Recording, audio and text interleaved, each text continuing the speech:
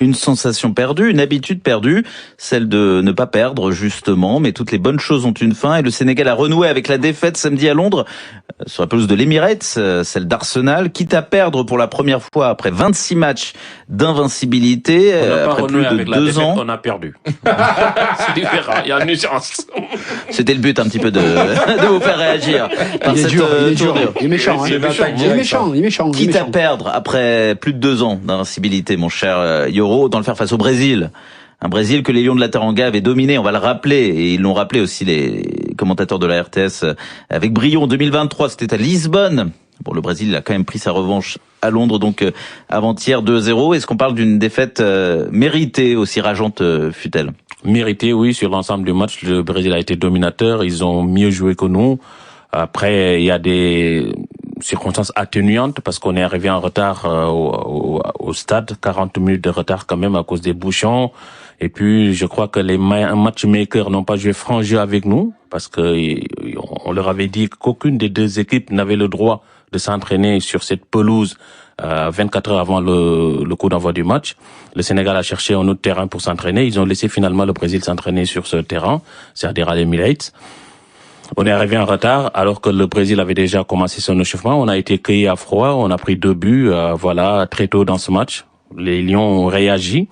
Après, c'était difficile face au Brésil quand on est mené 2-0. Il y a 2 ans, on a été mené 1-0. On revient pour marquer 4 buts, mais 2-0 face au Brésil d'aujourd'hui de Carlo Ancelotti, bien organisé, c'était très difficile.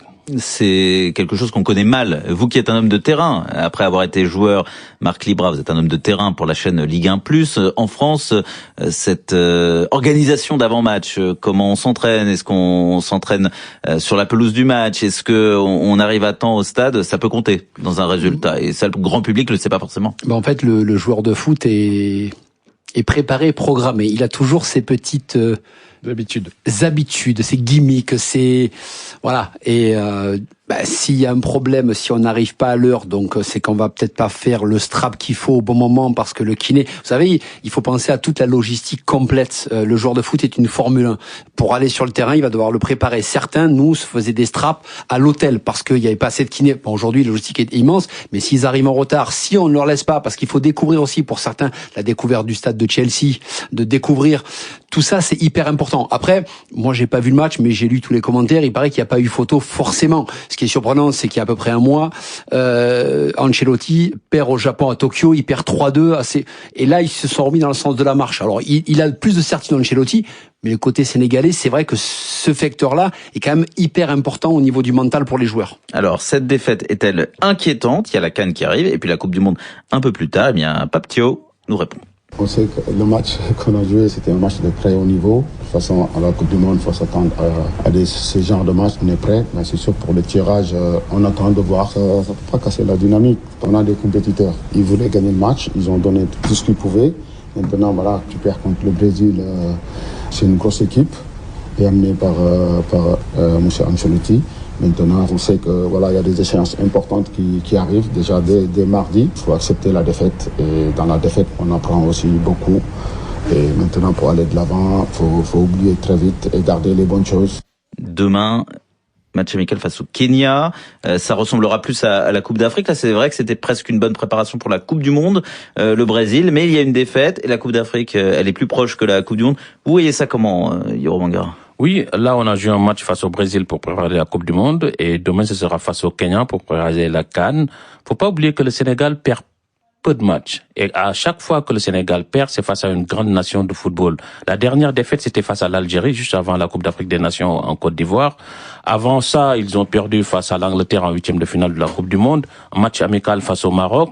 Mais sinon, ça perd pas. Ça perd pas. Et face à des nations supposées être plus faibles, le Sénégal gagne le plus souvent ces matchs.